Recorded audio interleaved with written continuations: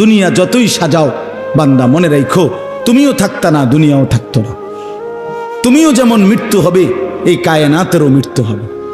এই দুনিয়ার প্রত্যেক মানুষের মৃত্যু হলে সেটারে মৌত বলে, আর একদিন গোটা সৃষ্টি জগতের মৃত্যু হবে সেটারে কিয়ামত বলে। সেটারে কিয়ামত বলে। কেউ থাকবে না, আল্লাহ কথাটা বারবার মনে করাইছে। তোমার যেমন মৃত্যু হবে, সৃষ্টি জগতেরও মৃত্যু হবে। ইজাস সামাউন ফাতারাত ওয়া ইদাল কাওয়াকিবুন তাসারাত। আল্লাহ বলেছেন ইজাস শামসু কুফিরাত। আল্লাহ তাআলা এভাবে বারবার বলছে ইজাস সামাউন শাক্কাত, আসমান ভেঙে যাবে, চূর্ণ বিচূর্ণ হয়ে যাবে, তারকারাজি খসে খসে পড়বে, সূর্য চন্দ্র আলোহীন হয়ে পড়বে। আল্লাহ তাআলা বলেন ইদা রাজ্জাতিল আরদু রাজ্জা, জমিন পাউডারের মতো রেজা রেজা পাউডার হয়ে যাবে। আল্লাহ তাআলা বলছে পাহাড়গুলো তুলার মতো ধুলির মতো উঠতে থাকবে। আল্লাহ বলছে বান্দা একদিন আমি গোটা কায়নাত আমি শেষ করে দেব, আমার সংসার আমি গুছায় ফেলবো, আমার এই কায়নাত আমি আল্লাহ তাআলা ইসরাফিলের সিঙ্গার ফু দিলে আমি আল্লাহ তাআলা গুটিয়ে ফেলবো। এই কথাটাই আপনাদের সামনে এখানে আমি শুনাইতে চাই, এই অল্প একটু শুনে।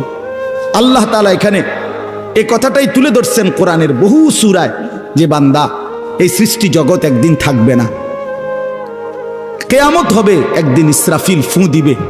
ইসরাফিল যেদিন ফু দিবে, কোরআনে এই বর্ণনাটা দুই ভাবে আছে। একটা হলো ইসরাফিল প্রথমবার ফু দিবে, আরেকটা হলো ইসরাফিল দ্বিতীয়বার ফু দিবে। ইসরাফিল মোট দুইবার ফু দিবে। প্রথমবার ফু দিলে জমিনের মধ্যে ভূমিকম্প শুরু হবে। আল্লাহ বলেন এই ভূমিকম্পটা গোটা পৃথিবী একসাথে, আমার সৃষ্টি পুরাটা একসাথে নড়বে। ইন্না জালজালাতাস সাআতি শাইউন আযীম। আল্লাহ বলেন বান্দা দুনিয়ায় বহু ভূমিকম্প তুমি দেখছো, তবে মনে রেখো কিয়ামতের ভূমিকম্প, ইসরাফিল ফু দিলে প্রথম যে ভূমিকম্প হবে, কিয়ামত সংঘটিত হওয়ার জন্য, গোটা সৃষ্টিটা ভেঙে চুরে যাওয়ার জন্য, সেটা হবে বড়ই ভয়ানক। সেটা বড়ই ভয়ানক। ইয়াউমা তারাউনাহা তাদহালু কুল্লু মুরদিআতিন আম্মা আরদাআত। কোরআন শরীফে আছে এই প্রথম ভূমিকম্প যখন শুরু হবে জমিনে, ইসরাফিলের ফু শুরু হবে, সব কিছু যখন ভাঙতে শুরু করবে, আল্লাহ তাআলা বলেন যে মা তার দুধের বাচ্চা কোলে দুধ খাওয়াচ্ছিল, ওই মা সন্তানকে ছুঁড়ে ফেলে দিয়ে পাগলের মতো ছুটতে থাকবে। ওয়াতাদাউ কুল্লু যাতি হামলিন হামলাহা, যে মায়ের পেটের বাচ্চা 10 মাস পূর্ণ হয়ে গেছে, এই আর ঘন্টা 2-4 ঘন্টা পরে বাচ্চাটা প্রসব হবে। আল্লাহর কসম, আল্লাহ কোরআনে বলছে সেই গর্ভধারিণী মা 10 মাস যে তার সন্তানকে গর্ভে লালন করেছে, ইসরাফিলের ফু দিলে জমিনের কম্পন যখন শুরু হবে, ভূমিকম্প, তখন এই গর্ভধারিণী মা এভাবে দৌড়বে, এভাবে ছুটবে, নিজের বাচ্চা নিজের থেকে খালাস হয়ে পড়ে যাবে, বা ফিরেও তাকাবে। তারান নাসা সুকারা, আল্লাহ বলে সমস্ত মানুষগুলো বাতালের মতো দৌড়তে থাকবে। এইভাবে সব কিছু কাঁপতে কাঁপতে সব কিছু কিছু দূর গিয়া গিয়া ভাঙ্গা ভাঙ্গা পড়বে, মুখ থুবড়ে পড়বে। তো আল্লাহ রাসূল সাল্লাল্লাহু আলাইহি সাল্লাম বলেন সমস্ত কিছু এই সৃষ্টি জগতের যা আছে আল্লাহ ব্যতীত সব কিছুই প্রথম ফুঁয়ের পরে কাঁপতে কাঁপতে ভূমিকম্পের মতো হয়ে জমিনের তলদেশে চলে যাবে। মাটির উপরে তখন একটি সুতা আর থাকবে না, আর কিছুই না। এই হলো কিয়ামত, প্রথম ফু, প্রথম ভূমিকম্প। নির্দিষ্ট একটা সময় পরে আবার আল্লাহ তাআলা ইসরাফিলকে জীবিত করে আবার বলবেন আরেকটা ফু দাও, একটি নির্দিষ্ট সময় পরে। সেই সময়টা কতদিন? হাদিসের একটি বর্ণনা থেকে, নবীজির একটা বর্ণনা থেকে মুহাদ্দিসিনে কেরাম বলছে এই দ্বিতীয় ফু আর প্রথম ফুর মাঝখানে, প্রথম ফুতে সব কিছু যখন কবরে চলে যাবে, তখন হতে পারে দ্বিতীয় ফু দিতে দিতে মাঝখানের সময় 40,000 বছর। আমার বন্ধু, আমার বাপ, আমার ভাই, রাত হইছে, কষ্ট সবাই করতেছেন, এতটুকু তো ভাবেন সর্বশেষ যেই লোকটা কবরে যাবে, শেষ হতে পারে তাকে কবরেই থাকতে হবে 40,000 বছর। তো এখন যারা মরতেছে তারা কবরে আছে আজকে কত বছর? নবীজি সাল্লাল্লাহু আলাইহি সাল্লামের জামানায় যারা মারা গেছে তারা আজকে কতদিন কবরে? ওই নূহ আলাইহিস সালামের জামানায় যারা মারা গেছে তারা আজকে কতদিন কবরে? ভেবে দেখেন। আচ্ছা, এই শেষ লোকটাই যদি 40,000 বছর থাকতে হয়, আর যদি কবরের আযাব হয়, তার কি পরিমাণ কষ্ট পাবে সে, কি পরিমাণ কষ্ট পাবে। আল্লাহ রাসূল সাল্লাল্লাহু আলাইহি সাল্লাম বলেন, কবরের প্রথম শাস্তিটা কি? কোন ব্যক্তি যখন কবরের প্রশ্নের জবাব দিতে পারবে না, তখন আল্লাহর পক্ষ থেকে ফেরেশতাদেরকে বলবে, কাযাবা আব্দি, আমার বান্দা মিথ্যা বলেছে। ফাআফরিশুহু মিনান নার ওয়ালবাসুহু মিনান নার ওয়াফতাহু লাহু বাবান ইলান নার। আল্লাহ বলবে ফেরেশতাদেরকে, ফেরেশতারা আমার এই নাফরমান বান্দার কবরের মধ্যে জাহান্নামের বিছানা বিছিয়ে দাও, আগুনের পোশাক পরিয়ে দাও, আর জাহান্নাম বরাবর তার জন্য একটা দরজা খুলে দাও। এরপরে নবীজি বলছেন, ফেরেশতারা এই ব্যবস্থাপনা করে, আল্লাহর কসম বাফ, নবীজি বলছেন ফেরেশতারা যখন চলে যাবে, এই আগুনের বিছানা বিছাইয়া, আগুনের পোশাক পরাইয়া, আর জাহান্নামের দরজা খুলে দিয়ে যখন কবরে রেখে এই নাফরমানকে রেখে যাবে, তখন আল্লাহ নবী সাল্লাল্লাহু আলাইহি সাল্লাম বলেন, প্রথম মুহূর্তেই ফেরেশতা চলে যাওয়ার সাথে সাথে মাটি ডান দিক থেকে এই নাফরমানকে একটা চাপ দিবে, বাম দিকে ডান পাশের হাড্ডি পাঁজর ভাঙ্গা বাম দিকে চলে যাবে। বাম দিকের মাটি ডান দিকে চাপ দিবে, তো বাম দিকের হাড্ডি পাঁজর ভাঙ্গা ডান দিকে চলে আসবে। আল্লাহ আমাকে মাফ করে দেন। আল্লাহুম্মা ইন্নী আউযু বিকা মিন আযাবিল কবর। নবী সাল্লাল্লাহু আলাইহি সাল্লাম 5 ওয়াক্ত নামাজের পরে, আল্লাহর কসম বন্ধু, প্রতিদিন 5 ওয়াক্ত নামাজের পরে নবীজি কবরের আযাব থেকে পানাহ চাইতেন। প্রতিদিন। হযরত উসমান রাদিয়াল্লাহু তাআলা আনহু কবরের সামনে দাঁড়াইলে এই পরিমাণ কাঁদতেন, হাত্তা ইয়াবুল্লা লিহিয়াতাহু। হাদিসে আছে কিতাবে যে তার দাড়িগুলো ভিজে ভিজে যাইত, দাড়ি ভিজে যাইত, এই পরিমাণ কাঁদতেন কবর দেখলে। এরপরে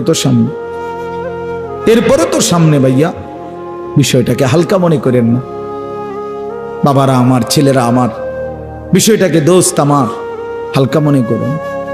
এই বেনামাজি জিন্দিগি কষ্ট পাইবেন, এই বেহায়ার জিন্দিগি কষ্ট পাইবা বাপ। আমি বলছিলাম আরেকটা কথা আল্লাহ নবী বলবে, একটা কথা তো আল্লাহ বলছে, বান্দা আমি আর কতবার বললে, কেমনে বললে, আমি এর চাইতে দামি আর কোন কথা নাজিল করলে তুমি আমারে মানতা। আর নবীজি বলবে হাসরের ময়দানে, নবী বলবে, উম্মত তুমি জানো, হাদিসের তাফসীরের মধ্যে আছে, প্রত্যেক ব্যক্তি, আল্লাহ বলছে নবীকে, আমাদের নবী সাল্লাল্লাহু আলাইহি সাল্লামকে, বন্ধু আপনারে সামনে রাইখা আপনার উম্মতের আমল নামা আমি আপনারে সামনে রাইখা খুলমু। নবী সাল্লাল্লাহু আলাইহি ওয়াসাল্লাম যখন উম্মতের আমল নামা খুলে দেখবে, খোদার 365 দিনে কোনো দিন ফজরের নামাজের সেজদা নাই, 30 বছর সুদের ব্যবসা করছে, 50 বছর মিথ্যাই বলে গেছে, হারাম রোজগারি করেছে, 30 বছর যাবত মহিলাটা কোনো পর্দা করে নাই, ঘরের মধ্যে কোনো দিন শরীয়ত বলতে কিছু নাই। আল্লাহর নবী সাল্লাল্লাহু আলাইহি সাল্লাম তখন বলবে, উম্মত তুমি জানো আমি 23টা বছর অনবরত তোমার জন্য কেঁদেছিলাম। আমি সেই নবী, যে নবী সারা রাত এশার নামাজের পরে দাঁড়াইছি ফজরের আজান পর্যন্ত, এক দাঁড়ানোতে চোখের পানি ফেলে উম্মতের জন্য দোয়া করছিলাম। আল্লাহ রসুলের স্ত্রী আম্মা জান আয়েশা বলছেন, নবী এই পরিমাণ কাঁদছে, এতটা লম্বা দাঁড়ায় ছিল উম্মতের জন্য, হাত্তা তাওয়াররামাত কাদামাহু, 2টা পাও ফুলে ফুলে গেছে। আল্লাহ নবী বলবেন, উম্মত আমি 23 বছর কাঁদছি রে, প্রতিটা রাত কেঁদেছি, দিন কেঁদেছি। আমি এই পরিমাণ, পিঠটা খুলে দেখাবে চাদর সরিয়ে, আমার উম্মত আমার পিঠটা দেখো, তায়েফের পাথরের আঘাতে আমার পিঠ কি পরিমাণ ছিদ্র ছিদ্র হয়ে গেছে। আমি সেই নবী, যে নবী তোদের জন্য পেটে ক্ষুধার কষ্টে পাথর ভাঙছিলাম 2টা। আমি উহুদের ময়দানে দান দান শহীদ করে রক্ত মাখা শরীর নিয়ে বেহুশ হয়ে লম্বা সময় পড়েছিলাম।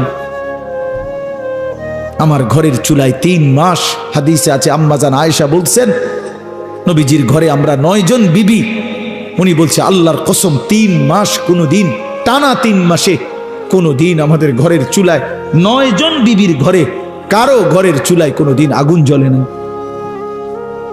3 মাস খেজুর আর পানি দিয়ে আমরা জিন্দেগি কাটাইছি। আল্লাহর নবী বলবেন, উম্মত তাহলে এত কাঁদলাম কার জন্য, এত রক্ত ঝরাইলাম কার জন্য, পেটে পাথর বাঁধলাম কার জন্য, বিনিময়ে এটা কি আমল নামা নিয়ে আসছো? ছেলেরা বলো ভাই, একটা ছেলে বলো রাসূলুল্লাহ সাল্লাল্লাহু আলাইহি ওয়াসাল্লামের সুপারিশটা একটা মামুলি ব্যাপার? রাসূলুল্লাহ সাল্লাল্লাহু আলাইহি ওয়াসাল্লাম বলবে, উম্মত এটা কি আনলা? আমি এই আমল নামা নিয়া আমার মতো এত বড় শ্রেষ্ঠ রাসূলের উম্মত তুমি, আমি মালিকের সামনে দাঁড়ামু কেমনে, এটা দেখামু কেমনে? আরে চেয়ারম্যান ভাই, আপনি কেমনে দেখাইবেন? আপনার অনুসারী যদি, আপনার অঞ্চলের একজন মানুষের যদি পুরাটা পৃষ্ঠার মধ্যে 110টা মামলা থাকে, আপনি তার জন্য কেমনে দিবেন? আপনি একজন উপরস্থ পদস্থ কর্মকর্তার কাছে আপনি কিভাবে সুপারিশ করবেন? বেটা তোর তো কিছুই নাই বেটা, শুধুই অপরাধ আর অপরাধ ছাড়া। তো এই বেচারা লজ্জিত হবে কিনা বলেন না কেন? তো নবী সাল্লাল্লাহু আলাইহি সাল্লাম বলবেন, উম্মত তুই আমার মতো শ্রেষ্ঠতম রাসূলের মাথাটা তো ছোট করে ফেললি, তুই তো আমার উম্মত, তুই এটা কি আনলা?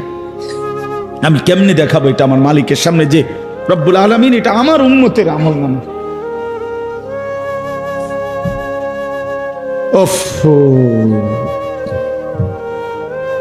চলেন ভাই,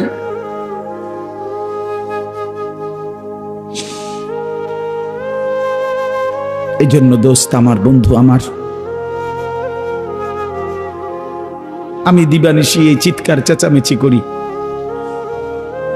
এই আহাজারি আমার অনেক দিনের। মুসলমানের সন্তান ফিরবে, নওজওয়ানরা ফিরবে, মুসলমানের যুব সমাজ নামাজ পড়বে, আল্লাহরে চিনবে, এটাই আমার স্বপ্ন, এ আমার দিলের তামান্না। কারো প্রতি আলহামদুলিল্লাহ এখন আর দিলে শত্রুতা রাখি না, কারো বিরোধিতা, কারো প্রতি হিংসা করার কোনো সময়ও নাই, বিশ্বাস করেন, একদম সময় নেই, সময়ই তো না। আমি জুমার নামাজ পড়াইছি ঢাকা মোহাম্মদপুর আদাবর, আমার জুমা, ওইখান থেকে আমি জুমার পরে রওনা দিয়া মাগরিবের পরে রোয়াচালা বয়ান করছি, এশার একটু পরে ওই মুসাগারা বয়ান করছি, এরপরে এখানে এসে বয়ানে বসছি, শুধু অজু করছি, শুধু অজু, শুধু সময় বাঁচানোর জন্য মসজিদের খানাটা খাই নাই, হোটেলে, পথের একটা হোটেলে মদনপুর পার হয়ে আইসা অল্প কয়টা ভাত খাইছি। এটা বলার উদ্দেশ্য হলো কেরামতি বুজুর্গি বুঝানো না, আল্লাহর কসম বুঝানো হইল এই কথার ফিকির যে কাউরে প্রতিপক্ষ ভাববার কোনো দরকার নেই, কোনো দরকার নেই। আল্লাহ আমাদের সবাইকে বুঝ দান করেন। প্রতিটা ছেলের প্রতি আমার অনুরোধ, বাবা তুমি নষ্ট হইও না, তুমি বরবাদ হইও না। এক বন্ধুর খপ্পরে পইরা, একটা সামান্য মোবাইলের খপ্পরে পইরা, একটা দুষ্ট নারীর খপ্পরে পড়ে, মেয়ের খপ্পরে পড়ে চরিত্রহীন হইও না, চরিত্রহীন। আল্লাহ তাআলা মানুষকে যেই চাহিদা দিছে সেটা পূরণের বৈধ ব্যবস্থাও দিছে। মানুষকে আল্লাহ তাআলা তৃষ্ণা দিয়েছেন, তো তৃষ্ণা নিবারণের জন্য পবিত্র হালাল পানীয় আল্লাহ তাআলা দিয়েছেন। মানুষকে আল্লাহ তাআলা ক্ষুধার চাহিদা দিয়েছেন, তো হালাল খাবারও আল্লাহ তাআলা দিয়েছেন। তো মানুষের লজ্জাস্থানের যেই চাহিদা, শাহওয়াত, যৌন চাহিদা, এটা আল্লাহ তাআলা দিয়েছেন, তো এটা পূরণের জন্য হালাল স্ত্রী আল্লাহ প্রত্যেক পুরুষের জন্য ব্যবস্থাও রেখেছেন। কেন নষ্ট হইল? চরিত্রহীন হইবা কেন? উলঙ্গ ছবি আর নর্তকীর পিছনে জীবন শেষ করে দিবা কেন? কি দুঃখে বন্ধু নষ্ট হইলা বলো? অনেক ছেলে তো এখানে বসছো মাশাআল্লাহ, কিন্তু অনেক ছেলের চেহারা দেখলেই বোঝা যায় ভাইয়া নামাজ পড়ো না, চেহারায় সেজদার চিহ্ন নাই। দোস্ত আমার, চিহ্ন নাই। আল্লাহ আমাদেরকে মাফ করে দেন। তো আল্লাহ তাআলা বলেন, ইসরাফিলকে আল্লাহ দ্বিতীয়বার উঠাবে, উঠাইয়া বলবে, ইসরাফিল আবার ফুঁ দাও। এই আবার ফুঁ দিলে এবার আবার জমিন কাঁপতে শুরু করবে দ্বিতীয়বার। তো প্রথমবার ফুঁ দেওয়াতে জমিন কাঁপতে কাঁপতে সব কিছু কই গেছিল? নিচে, মাটির নিচে। মাটির উপরটা কি? খালি, ফাঁকা না?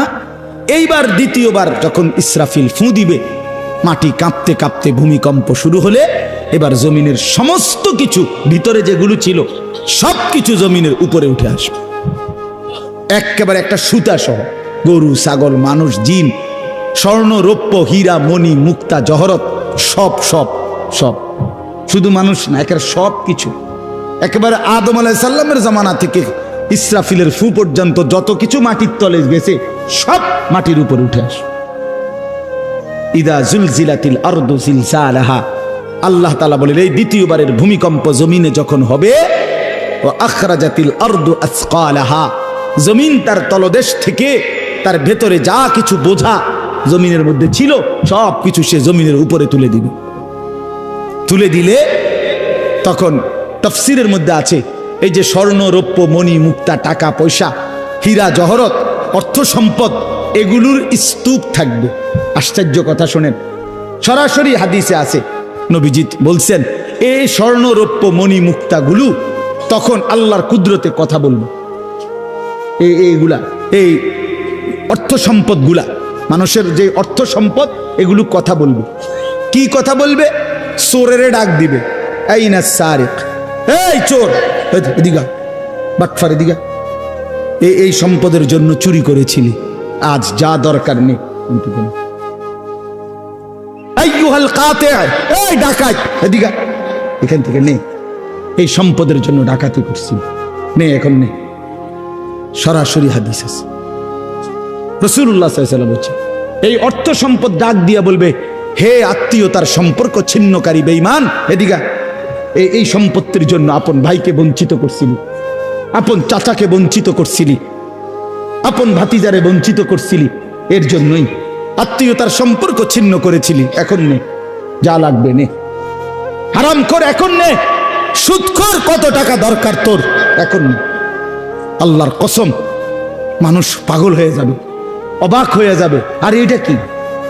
এই এরপরের আয়াত, ওয়াকালাল ইনসানু মা লাহা, লোকেরা বলবে এটা কি হলো, আরে এটা কি কারবার, এগুলো কথা কয় কেমনে, এগুলো কয় কি, এগুলা মানুষ সব অবাক হয়ে যাবে, বলবে একে অপরে মা লাহা, জমিনের কি হলো, এগুলোর কি হলো, এগুলো কথা বলছে কেন, এগুলো কি বলতেছে এগুলো? অর্থাৎ কেউ তো কিছুই নিবে না, নিবে কিছু, কথা বলেন না কেন কারো কোনো। তো এবার আল্লাহ বলেন ইয়াউমা ইদিন তুহাদ্দিসু আখবারাহা, আল্লাহ বলে বান্দা অর্থ সম্পদগুলো কথা বলছে দেখে অবাক হইলা, এখনো না দেখবা আসল খেলা, এখনো না দেখবা মেন খেলাটা, যে এখন দেখবা তোমার পায়ের নিচের জমিন, তোমার পুরা জিন্দেগির ভালো মন্দ সমস্ত কিছু তোমার সামনে আমি আল্লাহর সামনে বলে দিব। এখন শুনবো, এই জমিন তোমার ভালো মন্দ কথা বলবে। ইয়াউমা ইদিন তুহাদ্দিসু আখবারাহা, তোমার প্রতিটা মিনিট সেকেন্ড একাকী প্রকাশ্য, ঘরে বাহিরে, লোকালয়ে, আলোতে, অন্ধকারে, রাত গভীরে, দিনের আলোতে, তুমি যা ভালো করেছো তাও বলবে, তুমি যা মন্দ করেছো তাও বলবে। রাত গভীরে তাহাজ্জুদের নামাজ পড়ছিলা, এই জমিন এখন বলবে রাত গভীরে জিনা ব্যভিচার, মদের আড্ডা, জুয়ার আড্ডায়, নারীর আড্ডায় পড়েছিলা, এটাও এখন বলবে। শুনবে, এখন শুনবে। তখন লোকেরা বলবে হায়, জমিন কেমনে কথা বলে, সম্পদ কেমনে কথা বলে। তো আল্লাহ বলেন বিআন্না রাব্বাকা আওহা লাহা, এজন্য বলে যেহেতু আল্লাহ তাআলা আদেশ করেছে। আল্লাহ আদেশ করলে তার গোটা সৃষ্টি কথা বলে, তাহলে মূলত জিহ্বায় কথা বলে না, আল্লাহ আদেশ করলে গোশতের এই টুকরাটা কথা বলে। নাহলে যেই লোক, আপনারা কোনো বোবা দেখছেন, কথা বলেন না, বোবা মানুষ দেখছেন কখনো? তো বোবা মানুষের তো জিহ্বা নাই, ঠিক না? আছে না? আছে কিনা বলেন না? তো হে কথা কয় না কা, কথা বলে না কা কেন, মানে কথা বলে না কেন, মানে জিহ্বা তো আছে কিন্তু কথা বলে না কা। বুঝা গেল কি? আল্লাহর হুকুম হলে কথা বলে। যে কানে শুনে না, তার এখান দিয়ে এরকম কান নাই, তো হে শুনে না কান, তাহলে কানে দিয়ে শুনে না, আল্লাহর হুকুম হইলে শুনে। যে অন্ধ, সে তার কি এরকম চোখ নাই, তো হে দেখে না কা। মূলত আল্লাহর হুকুম হলেই চোখে দেখে, নাইলে দেখেন। তো ঠিক আল্লাহর হুকুম হইলে গোশতের এই টুকরাটা যদি কথা বলতে পারে, আল্লাহর হুকুম হইলে গোটা সৃষ্টিও কথা বলতে পারে, গোটা সৃষ্টিও কথা বলতে পারে। এবার আসেন এই শেষ ইয়াউমাইদিন ইয়াসদুরুন নাসু আশতাতাল লিয়ারাউ আমালাহুম, ফেরেশতারা সমস্ত মানুষকে দলে দলে দলে দলে গ্রুপ গ্রুপ করে ভাগ করে দিবে। আর এই ভাগে ভাগে লোকেরা নিজেদের পুরা জিন্দেগির আমলনামা দেখার জন্য, নেওয়ার জন্য নির্দিষ্ট জায়গায় যাবে। ফেরেশতারা বলবে যান, সামনে যান। সামনে গেলেই আপনার আমলনামা আপনি আপনার হাতে পাবেন, আপনি পড়বেন, আপনি দেখবেন, যান ওইখানে ফাইল দিতেছে, যান সবাই যান। এই দলে দলে মানুষ যাবে। এইবার আমলনামা যখন হাতে দিবে, আল্লাহ তাআলা বলেন ফামান ইয়ামাল মিসকালা যাররাতিন খায়রান ইয়ারা, এক বিন্দু ভালো যে করেছে সে তাও দেখতে পাবে। ওমান ইয়ামাল মিসকালা যাররাতিন শাররান ইয়ারা, এক বিন্দু মন্দ যে করেছে সে তাও দেখতে পাবে। প্রতি সেকেন্ড, প্রতি ঘন্টা, প্রতি মিনিট, প্রতি মুহূর্ত, প্রতি লামহা, প্রতি জাররা সে দেবে। জাররা এই শব্দটা হলো কোরআনের, এই শব্দটা একটি এতটুকু পরিমাপ তাফসীরের মধ্যে লিখছে লা জিনাতা লাহা, যেটার কোনো ওজন হয় না, মাপলে কোনো ওজন আসে না, এত সামান্য। মানে এটা 100 গ্রামও না, 1 গ্রামও না, 1 গ্রামও না, 1 গ্রামের অর্ধেকও না, অর্ধেকের অর্ধেকও না। এটা অণুও না, পরমাণুও না, এটা ইলেকট্রনও না, নিউট্রনও না, প্রোটনও না, কিচ্ছু না। বিজ্ঞান তো এগুলো ভাগ করছে না, ভাগ করে করে আপনার অণু থেকে পরমাণু, পরমাণু থেকে এখন আরো ভাগ করছে। এই ইলেকট্রন, প্রোটন, নিউট্রন এগুলো ভাগ করতে করতে সূক্ষ্ম থেকে সূক্ষ্ম, সূক্ষ্ম থেকে সূক্ষ্ম বিজ্ঞান বাহির করতেছে। কিন্তু জাররা বলে যেটার কোনো ওজনই নাই, কিচ্ছু নাই, এটা এত সামান্য। মানে তুমি যেটারে কিছুই মনে করো নাই, আল্লাহ বলেন ওইটাই তুমি দেখবে, ওইটাই দেখবে। এই জন্য বাপ আমার শেষ রাত গভীরে এই কথাই, আমরা আমাদের একাকী কিংবা প্রকাশ্য, আমরা আমাদের রাত কিংবা দিন, ঘর কিংবা বাহির আড়াল করবার সুযোগ নেই। সুযোগ আছে ভাইয়া? ছেলেরা কাজেই রাতের 3টায় দুনিয়া ঘুমায়, আল্লাহ ঘুমায় না। অশ্লীল ছবি দেখো না।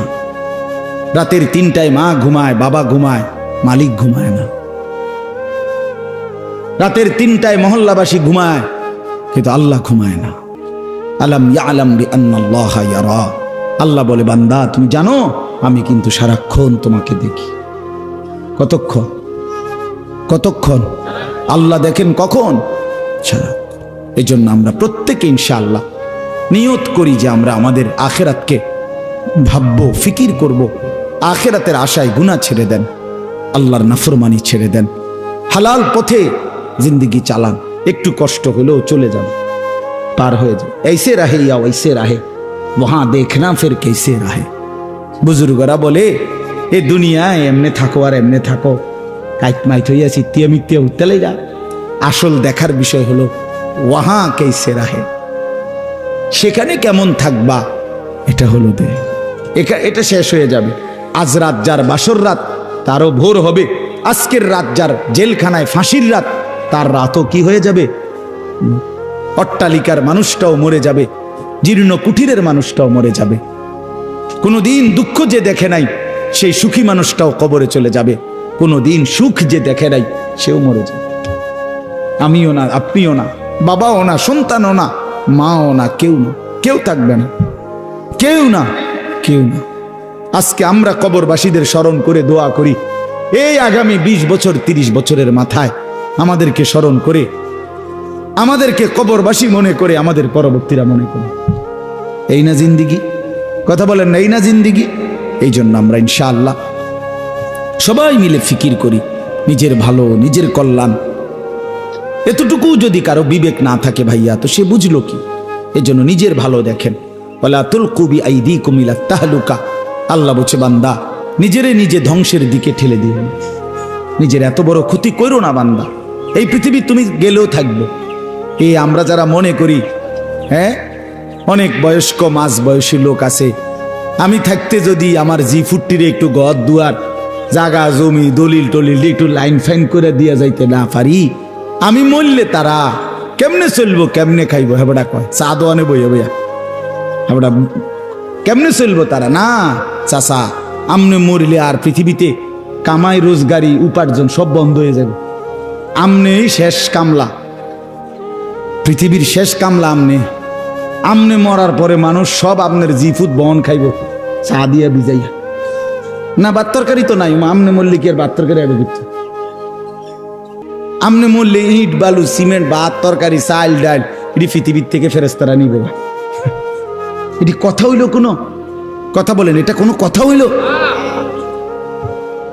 এই পৃথিবীতে আল্লাহ তাআলা যাকে হায়াত দিছেন তার জন্য রিজিকও রাখছেন অতএব দয়া করে এই ভুল না করি কেন সুদের টাকায় কিস্তির টাকায় হারামের টাকায় সন্তানকে আপনি উপার্জনের জন্য দুনিয়া দেশে কিংবা বিদেশে কেন পাঠাইতে হবে কে বলল আপনারে এই দায়িত্ব আপনার দিল কে যে আমি বেটা জাহান্নামে গিয়া হইল তোরে বিদেশ পাঠান লাগবো সুদে টিয়া লইয়া কিস্তিতে টাকা লইয়া কেন বলেন না এটা কোনো ইনসাফের কথা হইল এটা পৃথিবীর কোন আইনে আছে না আল্লাহর কোন আইনে আছে তো এটা কি এটা হলো লুভি আমনে আবার কলজাটা খুললা চান আবার কলজার ভিতরে হলো লোভ এই জন্য আবার কিস্তি লইছে সুদ লইছে ফুতেরে টাকার মেশিন বানাইয়া পাঠাইছে বিদেশে যে তুই শুধু টাকা পাঠাইবি তোর চাচা জমি বেচবো তোর জেডায়ও জমি বেচবো উত্তর দিকের এন্দিয়া 10 শতক বেচবো হুঁচি টাকা রেডি রাখতে হইব নাই তো কি নাই তো কে বললো আপনারে হারামের মাধ্যমে আল্লাহর নাফরমানি করে স্ত্রী সন্তানের সংসার সাজাইতে এই সংসার সাজে না এই সংসার বরবাদ হয় আল্লাহ তাআলা আমাদেরকে বুঝ দান করেন চলেন হালালের উপরে চলি আল্লাহকে রাজি খুশি করে চলি 5 ওয়াক্ত নামাজের মাধ্যমে জিন্দেগি কাটাই বলেন আলহামদুলিল্লাহ।